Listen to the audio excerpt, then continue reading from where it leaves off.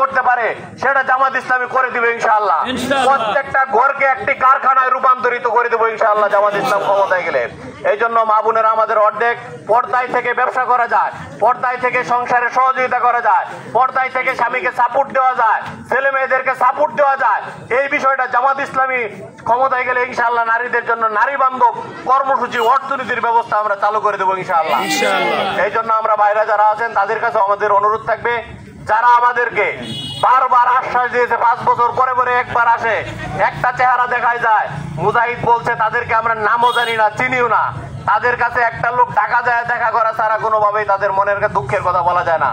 আর জামাত ইসলামীকে যদি আপনারা দেন, এখন যেরকম দেখতেছেন এর চাইতে আরো বেশি অধিকার নিয়ে সামনে ইনশাআল্লাহ আপনারা পাবেন। কারণ আপনাদের ভোটেই সে এমপি হয়েছে, সুতরাং তখন আপনার এমপির গাড়ি আটকে বলার সুযোগ আছে। আপনি যে কথা বলেছিলেন, কমিটমেন্ট দিয়েছিলেন, এটার কি করেছেন এটা আপনি বলে যান। জামাত ইসলামী জবাবদিহিতামূলক একটি সংগঠন, মানুষের রায় নিয়ে যদি আমরা পার্লামেন্টে যাই ইনশাআল্লাহ মানুষের জবাবদিহিতা করার জন্য আমরা প্রস্তুত আছি।